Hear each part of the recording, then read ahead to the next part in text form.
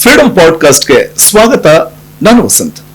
ವೀಕ್ಷಕರೇ, ಇವತ್ತು ಪಾಡ್ಕಾಸ್ಟ್ ನಲ್ಲಿ ಒಬ್ಬ ವಿಶೇಷ ಅತಿಥಿ ನಮ್ಮ ಜೊತೆ ಇದ್ದಾರೆ. ಪ್ರಮುಖವಾಗಿ ಕರ್ನಾಟಕ ರಾಜ್ಯ ಕೌಶಲ್ಯಾಭಿವೃದ್ಧಿ ನಿಗಮದ ಅಧ್ಯಕ್ಷರಿವರು. ಸಾಮಾನ್ಯವಾಗಿ ಇವತ್ತಿನ ದಿನಮಾನಸದಲ್ಲಿ ನಾವೇನ್ ನೋಡ್ತಾ ಇದೀವಲ್ಲ, ನಿರುದ್ಯೋಗ ಸಮಸ್ಯೆ ಅನ್ನುವಂಥದ್ದು ಯಾವ ರೀತಿ ತಾಂಡವವಾಡ್ತಾ ಇದೆ, ಯುವ ಜನತೆ ಉದ್ಯೋಗಕ್ಕೋಸ್ಕರ ಪರಿತಪಿಸುವಂತಹ ಪರಿಸ್ಥಿತಿ, ನಮ್ಮನ್ನಾಳುವಂತಹ ಸರ್ಕಾರಗಳು ಉದ್ಯೋಗವನ್ನ ಸೃಷ್ಟಿ ಮಾಡಬೇಕು ಅನ್ನುವಂತ ಆಗ್ರಹ, ಹೋರಾಟ ಇವೆಲ್ಲವನ್ನು ಕೂಡ ನಾವು ನೋಡ್ತಾಲೇ ಇದ್ವಿ. ಸೊ ಹಾಗಾಗಿ ಇವತ್ತಿನ ದಿನಮಾನಸದಲ್ಲಿ ಮುಖ್ಯವಾಗಿ ಯುವ ಜನತೆಗೆ ಕೌಶಲ್ಯ ಅನ್ನುವಂಥದ್ದು ಬಹಳ ಇಂಪಾರ್ಟೆಂಟ್. ಅಂದ್ರೆ ಕೌಶಲ್ಯಾಭಿವೃದ್ಧಿ ಮತ್ತು ಉದ್ಯೋಗ ಅಂತ ಬಂದಾಗ ಉದ್ಯೋಗವನ್ನು ಸೃಷ್ಟಿ ಮಾಡುವಂಥದ್ದು ಇದೆಲ್ಲವೂ ಕೂಡ ಬಹಳ ಇಂಪಾರ್ಟೆಂಟ್ ಇವತ್ತಿನ ದಿನಮಾನಸದಲ್ಲಿ. ಆಧುನಿಕತೆಯ ನಾಗಲೋಟದಲ್ಲಿ ನಾವಿದೀವಿ. ಸೊ ಹೀಗಿರುವಾಗ ಉದ್ಯೋಗ ಪ್ರಮುಖವಾದದ್ದು, ಅದು ಯುವ ಜನತೆಗೆ. ಹಾಗಾಗಿ ವೀಕ್ಷಕರ, ರಾಜ್ಯದ ಯುವ ಜನತೆಗೆ ಉದ್ಯೋಗ ಆಧಾರಿತ ಕೌಶಲ್ಯ ತರಬೇತಿ ನೀಡುವುದು ಮತ್ತು ಉದ್ಯೋಗಾವಕಾಶಗಳನ್ನ ಸೃಷ್ಟಿ ಮಾಡುವುದು, ಬಹುಮುಖ್ಯವಾಗಿ ಗ್ರಾಮೀಣ ಭಾಗದ ಯುವ ಜನತೆಗೆ ಉದ್ಯೋಗವನ್ನ ಸೃಷ್ಟಿ ಮಾಡುವಂಥದ್ದು ಬಹಳ ಇಂಪಾರ್ಟೆಂಟ್. ಇದೇ ಕಾರಣಕ್ಕೆ ನಾನು ಇಷ್ಟೆಲ್ಲ ಯಾಕೆ ಪೀಠಿಕೆ ಹಾಕ್ತಾ ಇದ್ದೀನಿ ಅಂತಂದ್ರೆ, ನಮ್ಮ ಜೊತೆ ಇರುವಂತಹ ವಿಶೇಷ ಅತಿಥಿ ಅವರು ಕರ್ನಾಟಕ ರಾಜ್ಯ ಕೌಶಲ್ಯಾಭಿವೃದ್ಧಿ ನಿಗಮದ ಅಧ್ಯಕ್ಷರಾಗಿರುವಂತಹ ಕಾಂತಾ ನಾಯಕ್ ಅವರು. ಎಸ್, ಆ ವಿಶೇಷ ಅತಿಥಿಯನ್ನ ಬರಮಾಡ್ಕೊಳ್ಳೋಣ. ಎಸ್ ಮೇಡಮ್, ನಮಸ್ತೆ, ಕಾರ್ಯಕ್ರಮಕ್ಕೆ ಸ್ವಾಗತ ತಮ್ಗೆ. ನಮಸ್ಕಾರ ತಮ್ಗೂ ವಸಂತ್ ಅವರೇ. ನಮಸ್ಕಾರ ಸರ್. ಎಸ್, ನೀವು ನಮ್ಮ ಫ್ರೀಡಮ್ ಪಾಡ್ಕಾಸ್ಟ್ ಗೆ ಬಂದಿದ್ದು ಬಹಳ ಖುಷಿ ಆಗ್ತಿದೆ ನಮ್ಗೆ. ಹೇಗಿದ್ದಾರೆ ಮೇಡಮ್? ತುಂಬಾ ಚೆನ್ನಾಗಿದ್ದೀನಿ, ನನಗೂ ಖುಷಿ ಆಗ್ತಾ ಇದೆ. Freedom word it self freedom. Freedom ನಾವು ಚಿಕ್ಕನಿಂದ ಕೇಳಿದ word freedom, freedom fighter, freedom ಅಂತ ಹೇಳಿ. It's very nice. ಅದಕ್ಕೆ ನನಗೆ ಆ ವರ್ಡ್ ಇಂದನೇ ನನಗೂ ಖುಷಿ ಆಗ್ತಾ ಇದೆ ನಿಮ್ಮ ಪಾಡ್ಕಾಸ್ಟ್ ಗೆ ಬಂದಿದ್ದು. Thank you madam. ನನ್ನ ಫಸ್ಟ್ ಕ್ವಶನ್, ಸಾಮಾನ್ಯವಾಗಿ ಈಗ ಕೌಶಲ್ಯಾಭಿವೃದ್ಧಿ ನಿಗಮದ ಅಧ್ಯಕ್ಷರು ತಾವು, ನಿಗಮದ ಅಧ್ಯಕ್ಷರಾಗಿ ತಮ್ಮ ಮೊದಲ ಆದ್ಯತೆ ಏನು ಅಂತ ಇವತ್ತಿನ ದಿನಮಾನದಲ್ಲಿ ನಾವು ನೋಡ್ತಿದೀವಿ. ನಿರುದ್ಯೋಗ ಸಮಸ್ಯೆ ತಾಂಡವವಾಡ್ತಾ ಇರುವಂತಹ ಸಂದರ್ಭದಲ್ಲಿ ಸ್ಕಿಲ್ ಡೆವಲಪ್ಮೆಂಟ್ ಬಹಳ ಇಂಪಾರ್ಟೆಂಟ್ ಆಗುತ್ತೆ. ಸೊ ಹಾಗಾಗಿ ನೀವು ಅಧ್ಯಕ್ಷರಾಗಿ ನಿಮ್ಮ ಮೊದಲ ಆದ್ಯತೆ ಏನು ಅಂತ? ಮೊಟ್ಟ ಮೊದಲಾಗಿ ತಮ್ಮ ಮುಖೇನ ನಾನು ಕರ್ನಾಟಕ ಸರ್ಕಾರದ ಮಾನ್ಯ ಮುಖ್ಯಮಂತ್ರಿಗಳಿಗೆ ಧನ್ಯವಾದಗಳನ್ನು ಅರ್ಪಿಸ್ತೇನೆ.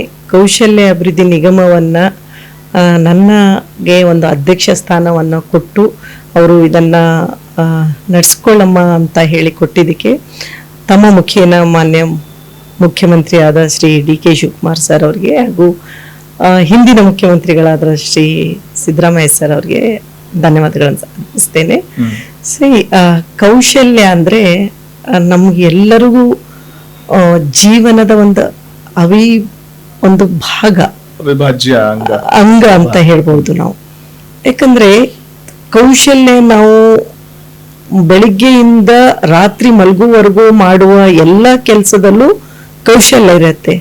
ಸೊ ಆ ಕೌಶಲ್ಯ ಕೆಲವರು ಉದ್ಯೋಗ ಆಧಾರಿತ ಕೌಶಲ್ಯಗಳಿರುತ್ತವೆ, ಕೆಲವೊಂದು ಜೀವನ ಆಧಾರಿತ ಕೌಶಲ್ಯಗಳಿರುತ್ತವೆ, ಕೆಲವೊಂದು ಉದ್ಯಮ ಆಧಾರಿತ ಕೌಶಲ್ಯಗಳಿರ್ತವೆ.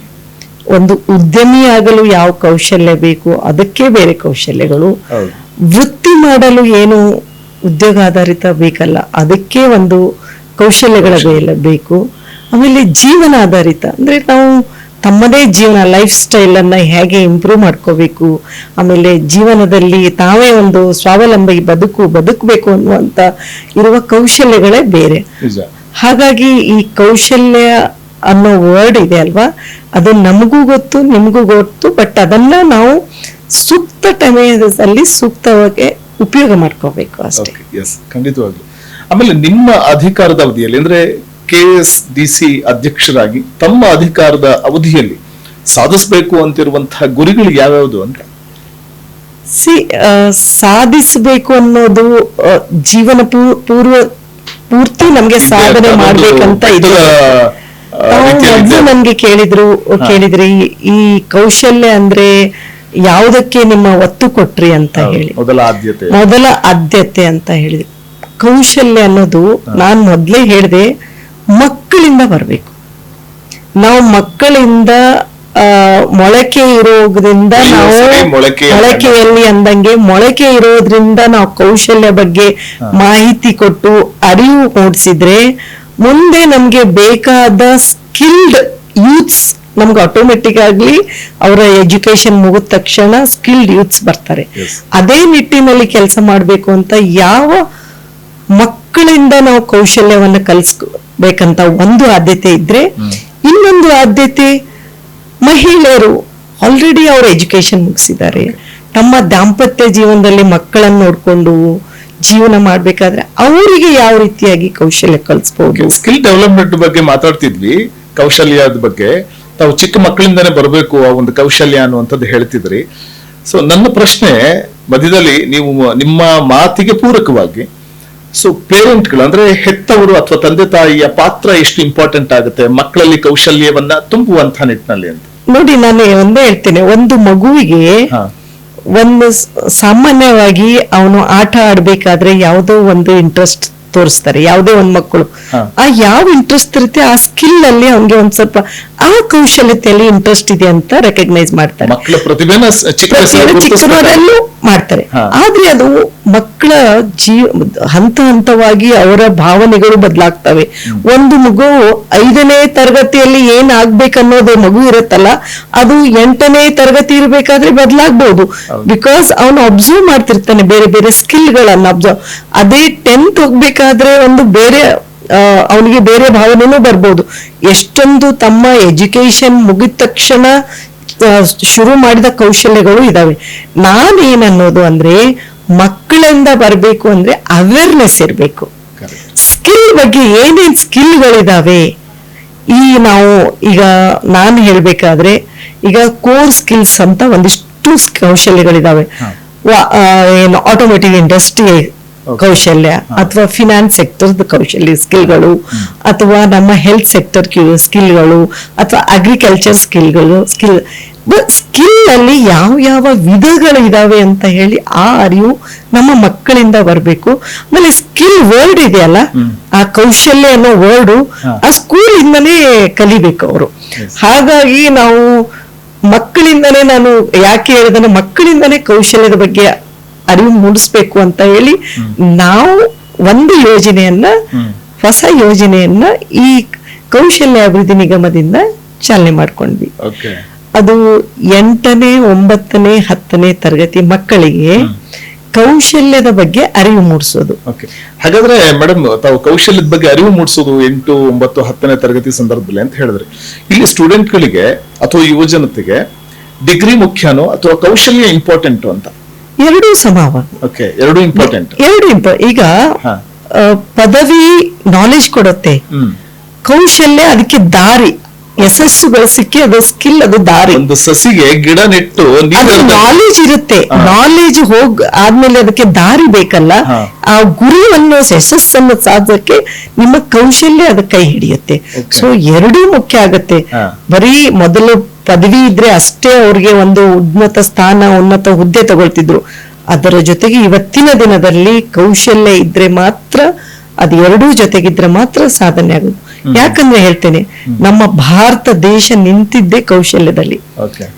ತಮಗೆ ಹೇಳ್ಬೇಕಾದ್ರೆ, ನಾವು ಇವತ್ತು ನಾವು ಯಾವ ಸಮುದಾಯದಿಂದ ಬಂದಿವಿ, ಯಾವ ಜಾತಿ ಸಿಸ್ಟಮ್ ಅಲ್ಲಿ ಇದ್ದೀವಿ, ನೀವು ಅದ್ರ ಒರಿಜಿನ್ ಹೋದ್ರೆ ಎಲ್ಲರೂ ಸ್ಕಿಲ್ ಬೇಸ್ಡ್ ಕಮ್ಯುನಿಟಿ. ಎವ್ರಿವನ್ ಯಾವುದೇ ಒಂದು ಕಮ್ಯುನಿಟಿ ಹೋದ್ರೆ ಅವ್ರ ಹಳೆ ರೂಟ್ಗೆ ಹೋದ್ರೆ ಒಂದು ಸ್ಕಿಲ್ ಇರುತ್ತೆ. ಸೊ ನಮ್ಮ ಇಡೀ ದೇಶ ನಿಂತ್ಕೊಂಡಿದ್ದೆ ಕೌಶಲ್ಯ ಆಧಾರಿತ ಮೇಲೆ. ಅದು ಮತ್ತೆ ನಮ್ಮ ಹಳೆ ಎಜುಕೇಶನ್ ಸಿಸ್ಟಮ್ ಇರೋದಲ್ಲ, ಗುರುಕುಲ ಸಿಸ್ಟಮ್, ಅದು ಸ್ಕಿಲ್ ಆಧಾರಿತ ಇರುತ್ತೆ. ಸೊ ಇವತ್ತು ಏನಾಗಿದೆ ಅಂದ್ರೆ ಅದನ್ನ ನಾವು ಸ್ವಲ್ಪ ಹೊರಗಡೆ ತರಬೇಕಾಗತ್ತೆ. ಹಾಗಾಗಿ ಸ್ಕಿಲ್ ಅನ್ನೋದು ಬಹಳ ಇಂಪಾರ್ಟೆಂಟು. ಯಾವುದೇ ಒಂದು ಕೆಲಸದಲ್ಲಿ ನಾವು ಎಕ್ಸ್ಪರ್ಟೈಸ್ ಆಗೋದೇ ಒಂದು ಸ್ಕಿಲ್. ಹಾಗಾದ್ರೆ ಈಗ ಒಬ್ಬ ವ್ಯಕ್ತಿಗೆ ಅಥವಾ ಒಬ್ಬ ಯೂತ್ಸ್ ಒಂದು ಕಂಪನಿಯಲ್ಲಿ ಜಾಬ್ ಮಾಡ್ತಾರೆ, ಉದ್ಯೋಗ ಸಿಕ್ಕರೆ ಸಾಕ, ಕೌಶಲ್ಯ ಎಷ್ಟು ಇಂಪಾರ್ಟೆಂಟ್ ಆಗುತ್ತೆ ಅಂತ? ಯಾಕಂದ್ರೆ ಆ ಉದ್ಯೋಗದಲ್ಲಿ ಆತ ಬೆಳಿಬೇಕು ಅಂತಂದಾಗ ಈ ಸ್ಕಿಲ್ ಡೆವಲಪ್ಮೆಂಟ್ ಯಾವ ರೀತಿ ನೆರವಾಗುತ್ತೆ ಅಂತ?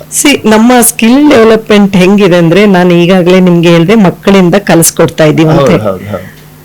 ಕೌಶಲ್ಯ ಅನ್ನೋದು ಕಂಟಿನ್ಯೂಸ್ ಲರ್ನಿಂಗ್.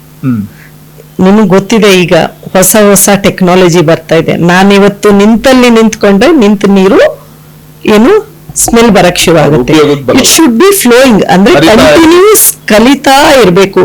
ಯಾವುದೇ ಸೆಕ್ಟರ್ ತಗೊಳ್ಳಿ ನೀವು, ನಿಮ್ಮ ಸೆಕ್ಟರ್ ಅಲ್ಲೂ ತಗೊಳ್ಳಿ, ನಮ್ಮ ಸೆಕ್ಟರ್ ಅಲ್ಲೂ ತಗೊಳ್ಳಿ, ಯಾವುದೇ ಒಂದು ಸೆಕ್ಟರ್ಗೆ ಹೋದ್ರೆ, ಕ್ಷೇತ್ರಕ್ಕೆ ಹೋದ್ರೆ ಆ ಎಲ್ಲಾ ಕ್ಷೇತ್ರದಲ್ಲಿ ಕಂಟಿನ್ಯೂಸ್ ಲರ್ನಿಂಗ್ ಬೇಕೇ ಬೇಕು. ಸತ್ಯ. ಇಲ್ಲ ಅದಕ್ಕೆ ಅದು ಸ್ಟಿಫೆನ್ ಕೋವಿ ಅವ್ರದ್ದು ಒಂದು 7 habits of highly effective people ಅಂತ ಹೇಳಿ ಒಂದಿದೆ. Okay. Continuous learning, sharpen your mind ಅಂತ ಹೇಳ್ತಾರಲ್ಲ, ನಿಮ್ಮ ಲರ್ನಿಂಗ್ ಕಂಟಿನ್ಯೂಸ್ ಇದ್ರೆ ಮಾತ್ರ ನಾವು ನಮ್ಮ ಮುಂದಿನ ಗುರಿಯನ್ನ ಸಾಧಿಸಬಹುದು. ನಿಜ ನಿಜ ನಿಜ. ಅದ್ರ ಜೊತೆಗೆ ಉದ್ಯೋಗವನ್ನ ಕಲ್ಪಿಸ್ಕೊಡುವಂಥದ್ದು ಅಥವಾ ಉದ್ಯೋಗವನ್ನ ಪಡ್ಕೊಳ್ಳೋದು ಮತ್ತೆ ಸ್ವಾವಲಂಬಿಗಳಾಗಿ ಬದುಕುವಂಥದ್ದು ಇದೆಯಲ್ಲ, ಇದಕ್ಕೆ ಸ್ಕಿಲ್ ಡೆವಲಪ್ಮೆಂಟ್ ಬಹಳ ಇಂಪಾರ್ಟೆಂಟ್ ಸತ್ಯ ಅಲ್ವಾ? ಸೊ ಹಾಗಾಗಿ ಸ್ವಾವಲಂಬಿಗಳಾಗಿ ಬದುಕುವಂತಹ ಒಂದು ನಿಟ್ಟಿನಲ್ಲಿ ಈ ಕೌಶಲ್ಯ ಯಾವ ರೀತಿಯ ಪ್ರಮುಖ ಪಾತ್ರ ವಹಿಸುತ್ತೆ ಸ್ಕಿಲ್ ಡೆವಲಪ್ಮೆಂಟ್ ಅಂತ? ನಿಮ್ಗೆ ನಮ್ಮ ಕರ್ನಾಟಕ ಕೌಶಲ್ಯ ಅಭಿವೃದ್ಧಿ ನಿಗಮದ ಯೋಜನೆಗಳ ಬಗ್ಗೆ ಹೇಳಿದ್ರೆ ನಿಮ್ಗೆ ಒಂದೊಂದಾಗಿ ಹೇಳ್ಬಿಟ್ರೆ ನಿಮ್ಗೆ ಗೊತ್ತಾಗತ್ತೆ ಯಾವ ಯೋಜನೆ ಅವ್ರಿಗೆ ಸ್ಕಿಲ್ಲಿಂಗ್ಗೆ ಜಾಬ್ ಹುಡ್ಕಕ್ ಬೇಕಾಗತ್ತೆ, ಯಾವ್ದು ಅಪ್ ಸ್ಕಿಲ್ಲಿಂಗ್ ಬೇಕಾಗತ್ತೆ, ಯಾವ್ದು ರೀಸ್ಕಿಲ್ಲಿಂಗ್ ಮಾಡೋಕೆ ಬೇಕಾಗುತ್ತೆ. ದಯವಿಟ್ಟು ಆ ಸ್ಕಿಲ್ ಡೆವಲಪ್ಮೆಂಟ್ ನಲ್ಲಿ ಇರುವಂತ ಯೋಜನೆಗಳ ಬಗ್ಗೆ ನಮ್ಮ ವೀಕ್ಷಕರಿಗೆ ತಿಳಿಸ್ಕೊಡಿ. ಹಾಗಾದ್ರೆ ಖಂಡಿತ ತಿಳಿಸ್ಕೊಡ್ತೇವೆ. ನಾನು ಈಗಾಗಲೇ ಹೇಳಿಕೊಟ್ಟಂಗೆ ನಾವು 8ನೇ ತರಗತಿಯಿಂದ ನನ್ನ ವೃತ್ತಿ ನನ್ನ ಆಯ್ಕೆ, ಮೈ ಕರಿಯರ್ ಮೈ ಚಾಯ್ಸ್ ಅಂತ ಮಕ್ಕಳಿಗೆ ಒಂದು ಕ್ಲಾಸಸ್ ಕೊಡ್ತೇವೆ. ಅದು ಎಕ್ಸಾಮಿನೇಷನ್ ಕೊಡಲ್ಲ, ಇರಲ್ಲ. ಒಂದು ಕೋರ್ಸ್ ಸ್ಕಿಲ್ಲಿಂಗ್ ಬಗ್ಗೆ ಯಾವ್ಯಾವ ಕೌಶಲ್ಯಗಳಿದಾವೆ ನಾನು ಈಗಾಗಲೇ ಹೇಳಿದೆ. ಬೇರೆ ಬೇರೆ ಕ್ಷೇತ್ರದಲ್ಲಿ ಬೇರೆ ಬೇರೆ ಕೌಶಲ್ಯಗಳನ್ನ ಇರ್ತವೆ. ಎಕ್ಸಾಂಪಲ್, ನಾನು ಆಟೋಮೇಟಿವ್ ಸೆಕ್ಟರ್ ಅಂದಾಗ ಅವನು ಮೆಕ್ಯಾನಿಕ್ಕು ಆಗ್ಬೋದು, ಸ್ಪೇಸ್ ಸೈಂಟಿಸ್ಟು ಆಗ್ಬೋದು. ಈಗ ಅಗ್ರಿಕಲ್ಚರ್ ಅಂದಾಗ ಫಾರ್ಮರ್ ಇಂದ ಹಿಡಿದು ರಿಸರ್ಚರ್ ತನಕ ಆ ಸೆಕ್ಟರ್ ಅಲ್ಲಿ ಸ್ಕಿಲ್ಗಳಿದಾವೆ. ಸೊ ಯಾವ ಸ್ಕಿಲ್ಗಳ ತಗೊಂಡ್ರೆ ತಾವು ಏನು ಓದಿದ್ರೆ ಯಾವ ಜಾಬ್ ಸಿಗ್ಬೋದು ಅಥವಾ ಯಾವ ಉದ್ಯಮದಾರ ಆಗ್ಬೋದು ಅಂತ ಹೇಳಿ ಅವ್ರಿಗೆ ಸ್ವಲ್ಪ ಮಾಹಿತಿ ಕೊಡುವ ಒಂದು ಪ್ರಯತ್ನ ಕರ್ನಾಟಕ ಕೌಶಲ್ಯ ಅಭಿವೃದ್ಧಿ ನಿಗಮದಿಂದ ಮಾಡ್ತಾ ಇದ್ವಿ. ಇದು ಬರೀ ನಾವಲ್ಲ, in association with primary education, higher education ಮತ್ತೆ ಪ್ರೈಮರಿ ಎಜುಕೇಶನ್ ಅವರೆಲ್ಲರ ಜೊತೆ ಸೇರಿ ಮತ್ತೆ ಅವ್ರ ಕಡೆಯಿಂದ ಒಂದಿಷ್ಟು ಇನ್ಪುಟ್ಸ್ ತಗೊಂಡ್ಕೊಂಡೆ ನಾವು ಮಾಡ್ತಾ ಇರೋದು. ಓಕೆ. ಈ ನಿಗಮದ ಯೋಜನೆಗಳು ಗ್ರಾಮೀಣ ಭಾಗವನ್ನ ತಲುಪ್ತಾ ಇದೆ ಅಂತ ಅನ್ಸುತ್ತಾ? ರೀಚ್ ಆಗ್ತಾ ಇದೆಯಾ? You are rightly pointed. ನಮ್ಮ ಯೋಜನೆ ಈಗ ನನ್ನ ಮಕ್ಕಳಿಗೆ ಹೇಳಿದ್ರೆ ಅಷ್ಟೇ ಅಲ್ಲ, ಈಗ ಮತ್ತೆ ಬಂತು ಯುವಕರಿಗೆ. ಈಗಾಗಲೇ ಗೊತ್ತಿದೆ ತಮ್ಗೆ, ನಮ್ಮ ಕರ್ನಾಟಕ ಸರ್ಕಾರದಿಂದ ಒಂದು ಯೋಜನೆ ನಿರುದ್ಯೋಗ ಸಮಸ್ಯೆ ನಿವಾರಣೆಗಾಗಿ ಯುವ ನಿಧಿ ಅಂತ ಒಂದು ಯೋಜನೆ ತಂದಿದೆ. ನಿರುದ್ಯೋಗಿಗಳಿಗೆ ಜಾಬ್ ಹುಡುಕಲು 3,000 ಪದವೀಧರರಿಗೆ ಮತ್ತು 1,500 ಡಿಪ್ಲೊಮಾ ಹೋಲ್ಡರ್ಗೆ ಕೊಡ್ಲಾಗ್ತಾ ಇದೆ. ಬಟ್ ಆ ಜಾಬ್ ಹುಡುಕ್ಬೇಕಂದ್ರೆ ಅವ್ರಿಗೆ ಏನು ಇಂಟರ್ವ್ಯೂ ಕೊಡಕ್ ಹೋಗ್ತಾರೆ, ಅವ್ರಿಗೆ ಸ್ಕಿಲ್ ಇರಲ್ಲ. ಆ ಸ್ಕಿಲ್ ಅನ್ನ ನಾವು ಕಲ್ಸ್ಕೊಡ್ಬೇಕಾಗತ್ತೆ. ಅದಕ್ಕೆ ನಮ್ಮ ಹತ್ರ ಒಂದು ಯೋಜನೆ ಇದೆ, ಇಂಡಸ್ಟ್ರಿಯಲ್ ಲಿಂಕೇಜ್ ಪ್ರೋಗ್ರಾಮ್. ಇಂಡಸ್ಟ್ರಿಯಲ್ ಈ ಇಂಡಸ್ಟ್ರಿಯಲ್ ಲಿಂಕೇಜ್ ಸೆಲ್ ಅಂದಾಗ ನಮ್ಮ ನಿರುದ್ಯೋಗ ಹೋಗ್ಬೇಕು ಅಂದ್ರೆ ನಾವು ಈಗ ನಮ್ಗೆ ಇಂಡಸ್ಟ್ರಿಗಳು ಬರ್ಬೇಕು. ನಾವು ತರಬೇತಿ 2 ಹಂತದಲ್ಲಿ ಮಾಡ್ತೇವೆ. ಒಂದು ತರಬೇತಿ ಎಕ್ಸ್ಪರ್ಟ್ ಟ್ರೈನರ್ ಇನ್ಸ್ಟಿಟ್ಯೂಟ್ ಇರ್ತಾವಲ್ಲ ಅವ್ರಗಳ ಮೂಲಕ ಮಾಡೋದು. ಇನ್ನೊಂದು ನೇರವಾಗಿ ನಾವು ಇಂಡಸ್ಟ್ರಿಗಳ ಜೊತೆ ಸೇರಿ ನಾವು ತರಬೇತಿ ಮಾಡ್ತೇವೆ. ಈ ತರಬೇತಿ ಮಾಡ್ಬೇಕಾದ್ರೆ ಇಂಡಸ್ಟ್ರಿಗೆ ಆಹ್ವಾನ ಮಾಡ್ತೇವೆ. ಅಂದ್ರೆ ಎಕ್ಸ್ಪ್ರೆಷನ್ ಆಫ್ ಇಂಟ್ರೆಸ್ಟ್ ಕರೆದ್ಬಿಟ್ಟು ನೀವು ತರಬೇತಿ ಕೊಡಿ. ವರ್ಷ ನಡೆಯುತ್ತೆ? ಪ್ರತಿ ವರ್ಷಕ್ಕೊಂದ್ಸಲ ಅಲ್ಲ, ಅದು ನಡೀತಾ ಕಂಟಿನ್ಯೂಸ್ ಪ್ರೋಸೆಸ್. ಯಾವಾಗ ಎಕ್ಸ್ಪ್ರೆಷನ್ ಆಫ್ ಇಂಟ್ರೆಸ್ಟ್ ಕರಿತೇವೆ ಅವಾಗ ಅಪ್ಲೈ ಮಾಡ್ತಾರೆ, ಟ್ರೈನಿಂಗ್ ಕೊಡ್ತಿರ್ತಾರೆ, ಮತ್ತೆ ನಾವು ಕರಿತಾನೆ ಇರುತ್ತೆ. ಇದು training is a continuous process. So ಅವಾಗ ಎಕ್ಸ್ಪ್ರೆಷನ್ ಆಫ್ ಇಂಟ್ರೆಸ್ಟ್ ಕರೆದಾಗ ಅದು ಒಂದು ಇಂಡಸ್ಟ್ರಿ ಆಗಿರ್ಬೇಕು, ಅವ್ರದ್ದು ಗುಡ್ ಟರ್ನ್ ಓವರ್ ಇರ್ಬೇಕು, ಆಮೇಲೆ ಅವ್ರ ನಂಬರ್ ಆಫ್ ಎಂಪ್ಲಾಯೀಸ್ ಇಷ್ಟಂತ ಮಿನಿಮಮ್ ಇಷ್ಟಂತ ಇರ್ಬೇಕು. ಅದೆಲ್ಲ ನಾರ್ಮ್ಸ್ ಹಾಕಿ ನಾವು ಇಂಡಸ್ಟ್ರಿಯಲ್ ಲಿಂಕೇಜ್ ಪ್ರೋಗ್ರಾಮ್ ಅಲ್ಲಿ ನಾವು ಅವ್ರಿಗೆ ಎಕ್ಸ್ಪ್ರೆಷನ್ ಆಫ್ ಇಂಟ್ರೆಸ್ಟ್ ಕರೆದಾಗ ಅಪ್ಲೈ ಮಾಡ್ತಾರೆ. ಆವಾಗ ಈ ಯೂತ್ಸ್ ಅಪ್ಲೈ ಅವರು ಯುವ ನಿಧಿ ಒಂದಿನ ಮಕ್ಕಳಾದ್ರೂ ತಗೋಬಹುದು, ಕಾಲೇಜಿಂದ ಜಸ್ಟ್ ಬಂದ ಮಕ್ಕಳನ್ನಾದ್ರೂ ತಗೊಂಡು ಅವರು ನೇರವಾಗಿ ಟ್ರೈನಿಂಗ್ ಕೊಟ್ಬಿಟ್ಟು, ಟ್ರೈನಿಂಗ್ ಕೊಟ್ಟಾದ್ಮೇಲೆ because the mandatory is a placement. ನಿಮ್ಗೆ ಗೊತ್ತಿದೆ, ತರಬೇತಿ ಕೊಟ್ಮೇಲೆ ಅವ್ರಿಗೆ ಅವರು ಪ್ಲೇಸ್ಮೆಂಟ್ ಕೂಡ ಕೊಡ್ಬೇಕಾಗತ್ತೆ. ಹಾಗಾಗಿ ಅವರು ಉತ್ತಮವಾಗಿ ತರಬೇತಿ ಕೊಟ್ಟು ಒಂದು ಪ್ಲೇಸ್ಮೆಂಟ್ ಕೊಟ್ಟ ಮೇಲೆ ನಾವು ಅವರಿಗೆ ಕಂಪ್ಲೀಟ್ ಆಗಿ ಆ ಫಂಡ್ ಅನ್ನ ರಿಲೀಸ್ ಮಾಡ್ತೇವೆ. ಇಲ್ಲ ಆದ್ರೆ ನಾವು ಪ್ಲೇಸ್ಮೆಂಟ್ ಫಂಡ್ ಅನ್ನ ರಿಲೀಸ್ ಮಾಡಲ್ಲ. ಓಕೆ, ಈಗ ಸಾಮಾನ್ಯವಾಗಿ ಕಾಲೇಜ್ ಮುಗಿಸ್ಕೊಂಡು ಬಂದಂಥವ್ರು, ಉದ್ಯೋಗಕ್ಕೋಸ್ಕರ ಹುಡುಕ್ತಾ ಇದ್ದಂಥವ್ರು, ಸೊ ಅಂಥವ್ರಿಗೆ ಸೊ ಪ್ರಮುಖವಾಗಿ ಸ್ಕಿಲ್ ಡೆವಲಪ್ಮೆಂಟ್ ಅನ್ನುವಂಥದ್ದು ಬಹಳ ಇಂಪಾರ್ಟೆಂಟ್ ಅಂದಾಗ, ಸಾಮಾನ್ಯವಾಗಿ ಈಗ ಪ್ರಸ್ತುತ ಮಾರುಕಟ್ಟೆಗೆ ಬೇಕಾದಂಥ ಒಂದು ಕೌಶಲ್ಯವನ್ನು ತಲುಪಿಸ್ಬೇಕು ಅಂತಂದಾಗ, ಅಥವಾ ಒಂದು ಸ್ಕಿಲ್ ಡೆವಲಪ್ಮೆಂಟ್ ಅನ್ನುವಂಥದ್ದು ರೀಚ್ ಆಗ್ಬೇಕು ಅಂತಂದಾಗ, ಆ 3 ಇಂಪಾರ್ಟೆಂಟ್ ಕೌಶಲ್ಯಗಳು ಯಾವುವು ಅಂತ? ಕೌಶಲ್ಯದಲ್ಲಿ ಬಹಳ ವಿಧಗಳಿದಾವೆ. ಒಂದು ಟ್ರೆಡಿಷನಲ್ ಅಂಡ್ ರೀಜನಲ್ ಸ್ಕಿಲ್ಸ್, ಅಂದ್ರೆ ಪಾರಂಪರಿಕ ಮತ್ತು ಪ್ರಾದೇಶಿಕ ಕೌಶಲ್ಯಗಳು. ಅದು ನಮ್ಮ ಭಾರತ ದೇಶದ, ಕರ್ನಾಟಕ ರಾಜ್ಯದ ಪರಂಪರೆಗಳು. ಸೊ ಆ ಒಂದು ಸ್ಕಿಲ್ ಸೆಟ್ಗಳೇ ಬೇರೆ ಇದಾವೆ. ಅದಾದ ಮೇಲೆ ಕಾಲೇಜ್, ಸ್ಕೂಲ್ ಹಂತದಲ್ಲಿ ಅಕಾಡೆಮಿಕ್ ವೈಸ್ ಸ್ಕಿಲ್ಗಳು ಕಲಿಯೋದೇ ಒಂದು ಬೇರೆ ಇರ್ತವೆ. ಇದರಲ್ಲೂ ಕ್ಯಾಟಗರಿ ಇದಾವೆ. ಆ 3ನೇದು ಈ ನಿರುದ್ಯೋಗ ಸಮಸ್ಯೆಗೆ ನಿವಾರಿಸಲು ಈ ಇಂಡಸ್ಟ್ರಿಗಳ ಜೊತೆ ಒಡಂಬಡಿಕೆ ಮಾಡಿಕೊಂಡು ನಾವು ಕಲಿಸ್ತೇವೆ. ಆದ್ರೆ ನೀವ್ ಹೇಳ್ದಂಗೆ ಈಗ ಟೆಕ್ನಾಲಜಿ ಬದಲಾಗ್ತಾ ಇದೆ. ನೀವ್ ಹೇಳ್ದಂಗೆ ಆರ್ಟಿಫಿಷಿಯಲ್ ಇಂಟೆಲಿಜೆನ್ಸ್ ತುಂಬಾನೇ ಈಗ ಪ್ರಭಾವ ಬೀರ್ತಿದೆ. You believe it or not, there is a program called a future skill. ನಾವು ಫ್ಯೂಚರ್ ಸ್ಕಿಲ್ ಟ್ರೈನಿಂಗ್ ಅನ್ನ ಸ್ಟಾರ್ಟ್ ಮಾಡಿದ್ದು ವೇ ಬ್ಯಾಕ್. ಇನ್ನು ಸ್ಕಿಲ್ AI ಬಂದಿರ್ಲಿಲ್ಲ, ಅವಾಗ್ಲಿಂದ ಇನ್ನು ಬರ್ತಾ ಇದೆ ಅನ್ನೋ ಟೈಮಲ್ಲಿ ಫ್ಯೂಚರ್ ಸ್ಕಿಲ್ ಟ್ರೈನಿಂಗ್ ಅಂತ ನಾವು ಕೊಟ್ವಿ. It is now at present it is a current skill, it is current existing skill. So ಆ ಒಂದು ಯೋಜನೆಯಲ್ಲಿ ನಾವು ಆರ್ಟಿಫಿಷಿಯಲ್ ಇಂಟೆಲಿಜೆನ್ಸು, AIML, ಆಮೇಲೆ ಕ್ಲೌಡ್ ಕಂಪ್ಯೂಟಿಂಗು, ಡೇಟಾ ಅನಾಲಿಸ್ಟಿಕ್, ಆಮೇಲೆ ಸುಮಾರು ಸ್ಕಿಲ್ಗಳನ್ನ ಇದನ್ನು ಅವರು ಏನ್ ನಾವು ಇಂಡಸ್ಟ್ರಿಯಲ್ ಲಿಂಕೇಜ್ ಅಲ್ಲಿ ಹೇಳ್ತಾ ಇದೀವಲ್ಲ, ಅವರು ಕೂಡ ಅಪ್ಲೈ ಮಾಡಿ ತುಂಬಾ ಜನ AI ಅನ್ನ ಕಲಿಸ್ಕೊಡ್ತಾ ಇದೀವಿ. ಈಗ ಕೌಶಲ್ಯ ಅಭಿವೃದ್ಧಿ ಪಡ್ಕೊಂಡಂತವ್ರಿಗೆ, ಸ್ಕಿಲ್ ಡೆವಲಪ್ಮೆಂಟ್ ಅಲ್ಲಿ ಭಾಗವಹಿಸಿದಂತವ್ರಿಗೆ 100% ಉದ್ಯೋಗ ಸಿಗುತ್ತಾ? ನಮ್ಮ ಕರ್ನಾಟಕ ಚೀಫ್ ಮಿನಿಸ್ಟರ್ ಕರ್ನಾಟಕ ಯೋಜನೆ, ಕೌಶಲ್ಯ ಕರ್ನಾಟಕ ಯೋಜನೆಯಲ್ಲಿ ಒಂದು ಪಾಲಿಸಿನೇ ಇದೆ ನಮ್ಮ ಹತ್ರ. ಯಾರು ತರಬೇತಿ ಕೊಡ್ತಾರಲ್ಲ 70% ಅವ್ರು ಮಿನಿಮಮ್ ಪ್ಲೇಸ್ಮೆಂಟ್ ಕೊಡ್ಲೇಬೇಕು. ಯಾಕಂದ್ರೆ ಸಾಕಷ್ಟು ಮಂದಿಗೆ ಡೌಟ್ಸ್ ಇರುತ್ತೆ. ಸೊ ಸಿಗುತ್ತಾ, ಒಂದು 100% ಅನ್ನೋದು ಸಿಗುವಂತ ಚಾನ್ಸಸ್ ಇದೆಯಾ ಅನ್ನುವಂತ ಒಂದಷ್ಟು ಡೌಟ್ಸ್ ಗಳಲ್ಲೇ ಕೆಲವರು ಬರ್ತಾರೆ, ಕೆಲವರು ಸಿಗುತ್ತೋ ಇಲ್ವಾ ಅಂತ ಅದೇ ರೀತಿನಲ್ಲೇ ಮನೇಲೆ ಕೂತಿರ್ತಾರೆ, ಪ್ರಯತ್ನ ಮಾಡೋದೇ ಇಲ್ಲ. ಅದಕ್ಕೆ ನಾವು ನಾನು ಹೇಳ್ದಂಗೆ ಮುಖ್ಯಮಂತ್ರಿ ಕರ್ನಾಟಕ ಕೌಶಲ್ಯ ಯೋಜನೆಯಲ್ಲಿ ಅಡಿಯಲ್ಲಿ ನಾವು ತರಬೇತಿನೂ ಕೊಡ್ಬೇಕು, ತರಬೇತಿಯೊಂದಿಗೆ ಅವ್ರಿಗೆ ಉದ್ಯೋಗ ಅವಕಾಶನೂ ಕೊಡ್ಬೇಕು. ಅಕಸ್ಮಾತ್ ಆಗಿ ಕೊಡ್ಲಿಲ್ಲ ಅಂದ್ರೆ ನಾವು ಯಾವ ಹಂತದಲ್ಲಿ ಸ್ಟ್ರೆಂಚ್ ಅಲ್ಲಿ ಅವ್ರಿಗೆ ಫಂಡ್ ರಿಲೀಸ್ ಮಾಡ್ತೇವೆ. ತರಬೇತಿ ಕೊಟ್ಟು ಪ್ಲೇಸ್ಮೆಂಟ್ ಕೊಡ್ಲಿಲ್ಲ ಅಂದ್ರೆ ನಾವು ಅವ್ರಿಗೆ ಫಂಡೇ ಕೊಡಲ್ಲ. ಸೊ ಹಾಗಾಗಿ ಇದು ಒಂದು ಯೋಜನೆಯನ್ನ ನಾವು ಬಹಳ ಕಟ್ಟುನಿಟ್ಟಾಗಿ ಮಾಡ್ತೇವೆ. ಇನ್ನು ನಾನು ಖಾಸಗಿ ಸಂಸ್ಥೆಗಳಿಂದ ಕೂಡ ತರಬೇತಿ ಕೊಡ್ತೇವೆ. ಆಮೇಲೆ ನಮ್ಮದೇ ಆದ ಸರ್ಕಾರಿ ಸಂಸ್ಥೆಗಳಿದಾವೆ, GTTC ಇದೆ, KGTT ಇದೆ, ITI ಇದೆ. ಸೊ ಅವುಗಳ ಮೂಲಕ ಕೂಡ ನಾವು ಈ ಯುವನಿಧಿ ಮಕ್ಕಳಿಗೆ ಯುವನಿಧಿ ಪ್ಲಸ್ ಅಡಿಯಲ್ಲಿ ನಾವು ತರಬೇತಿ ಕೊಟ್ಟು, ತರಬೇತಿ ಮತ್ತು ನಾವು ಪ್ಲೇಸ್ಮೆಂಟ್ ಎರಡು ಕೂಡ ನಾವು ಕೊಡ್ತಾ ಇದ್ದೀವಿ. ಓಕೆ, ಇದು ನಿಜಕ್ಕೂ ಕೂಡ ಉದ್ಯೋಗಾಕಾಂಕ್ಷಿಗಳಿಗೆ ಅಥವಾ ನಿರುದ್ಯೋಗಿಗಳಿಗೆ ಅಥವಾ ಯುವ ಪೀಳಿಗೆ ಆ ಟೈಮಲ್ಲಿ ಒಂದು ಕಾಲೇಜ್ ಡೇಸ್ ಮುಗಿಸ್ಕೊಂಡು ಬಂದಂತವ್ರಿಗೆ ತುಂಬಾ ಹೆಲ್ಪ್ ಆಗುತ್ತೆ. ಖಂಡಿತವಾಗಿ ಹೆಲ್ಪ್ ಆಗುತ್ತೆ. ಜೊತೆಗೇನೆ ಸಾಮಾನ್ಯವಾಗಿ ನಾವು ರೂರಲ್ ಅಂತ ಬಂದಾಗ, ಗ್ರಾಮೀಣ ಭಾಗ ಅಂತ ಬಂದಾಗ, ಸೊ ಗ್ರಾಮೀಣ ಭಾಗದ ಯುವಕರಿಗೆ ನಿಮ್ಮ ವಿಶೇಷವಾದಂತಹ ಯೋಜನೆಗಳು ಏನು? ಸೊ ಅದಕ್ಕೋಸ್ಕರನೇ ಏನಾದ್ರೂ ವಿಶೇಷವಾಗಿ ಒಂದಷ್ಟು ಯೋಜನೆಗಳನ್ನ ಹಮ್ಮಿಕೊಂಡಿರುವಂತದ್ದು ಏನಾದ್ರೂ ಇದೆಯಾ? ಕರ್ನಾಟಕ ಕೌಶಲ್ಯ ಅಭಿವೃದ್ಧಿ ನಿಗಮ ರಾಜ್ಯದ ಎಲ್ಲಾ ಜಿಲ್ಲೆಯಲ್ಲೂ ಇದೆ ನಮ್ಮ ಕಚೇರಿ. ಆಮೇಲೆ ಈ ತರಬೇತಿ ಏನು ನಾವು ಇಂಡಸ್ಟ್ರಿಯಲ್ ಲಿಂಕೇಜ್ ಕಾರ್ಯಕ್ರಮ ಮಾಡ್ತಾ ಇದೀವಲ್ಲ, ಅದು ಬೆಂಗಳೂರಿಗೆ ಅಷ್ಟೇ ಸೀಮಿತ ಅಲ್ಲ. ಆ ಜಿಲ್ಲೆಯಲ್ಲಿರುವ ಇಂಡಸ್ಟ್ರಿಗಳು ಕೂಡ ಅಪ್ಲೈ ಮಾಡ್ತಾರೆ.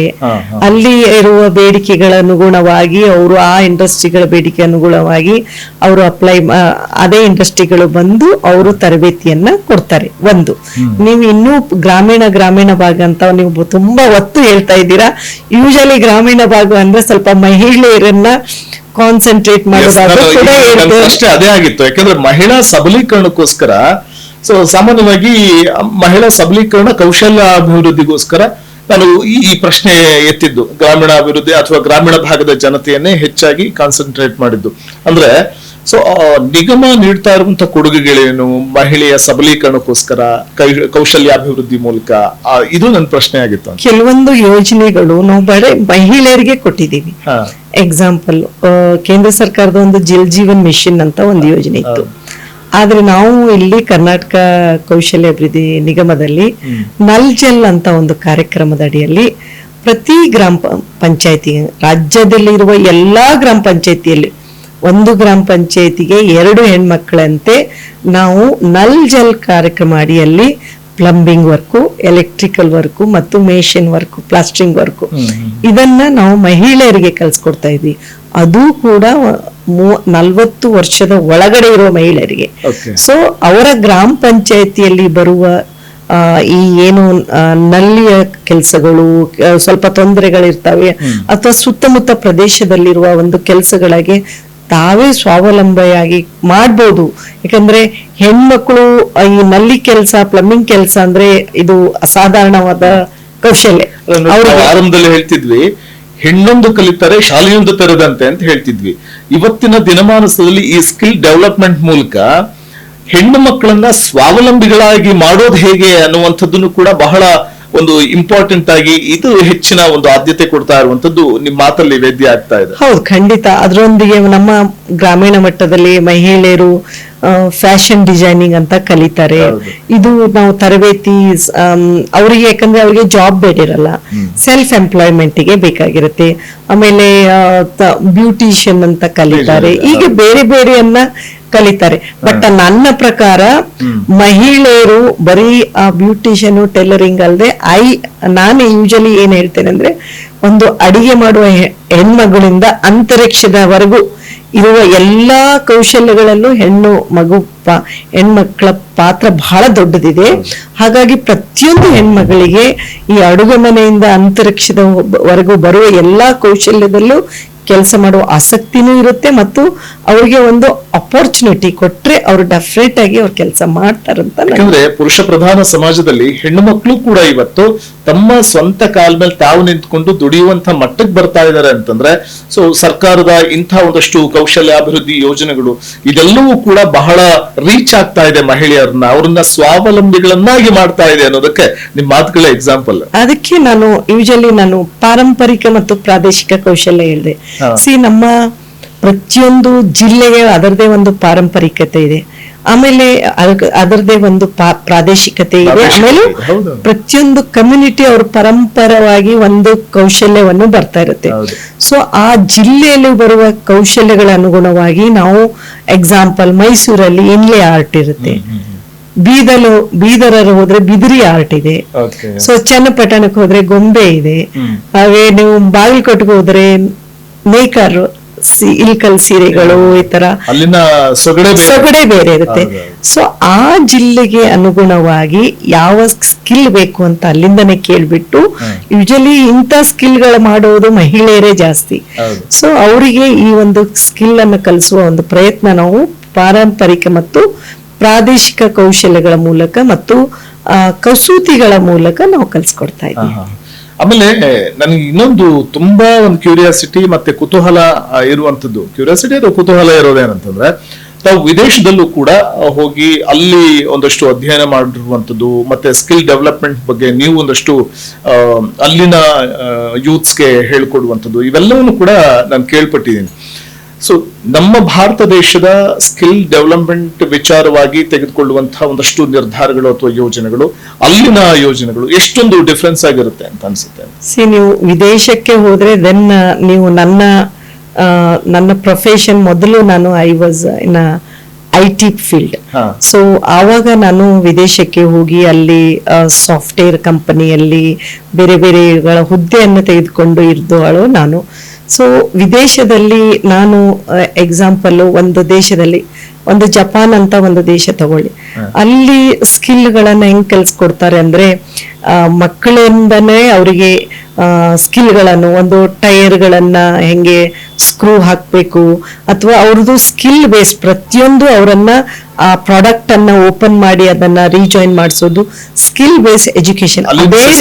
ಅದೇ ರೀತಿಯಾಗಿ ನಾವು ಕೂಡ ನಾವು ಭಾರತದಲ್ಲಿ ಕರ್ನಾಟಕದಲ್ಲಿ ಆ ರೀತಿಯಾಗಿ ಖಂಡಿತ ಕರ್ನಾಟಕ ಸರ್ಕಾರ ಅದನ್ನ ಮಾಡ್ತಾ ಇದೆ. ಅದಕ್ಕೋಸ್ಕರ ಇಂಥ ಸ್ಕಿಲ್ ಡೆವಲಪ್ಮೆಂಟ್ ಅನ್ನ ನಾವು ಮಾಡ್ತಾ ಇದ್ದೀವಿ. ನಾನು ಒಟ್ಟಾರೆ ಹೇಳೋದಾದ್ರೆ ವಿದೇಶದಲ್ಲಿ ಏನ್ ಮಾಡ್ತಾ ಇದಾರಲ್ಲ ಅದಕ್ಕಿಂತ ಚೆನ್ನಾಗಿ ಈಗ ನಾವು ಮಾಡ್ತಾ ಇದ್ದೀವಿ ಅಂತ ಹೇಳ್ಬೋದು. ಅದಕ್ಕೆ ನಮ್ಮ ಆರ್ಟಿಫಿಷಿಯಲ್ ಇಂಟೆಲಿಜೆನ್ಸ್ ಆಗ್ಲಿ, ಸೋಷಿಯಲ್ ಮೀಡಿಯಾಸ್ ಆಗ್ಲಿ ಅಥವಾ ಯಾವುದೇ ಆಗ್ಲಿ ಬೇರೆ ದೇಶಕ್ಕಿಂತ ನಮ್ಮ ದೇಶದಲ್ಲಿ ಉಪಯೋಗನೂ ಜಾಸ್ತಿ ಮತ್ತು ಅದರ ಬಗ್ಗೆ ರಿಸರ್ಚ್ ಕೂಡ ನಾವು ಜಾಸ್ತಿ ಮಾಡ್ತೀವಿ.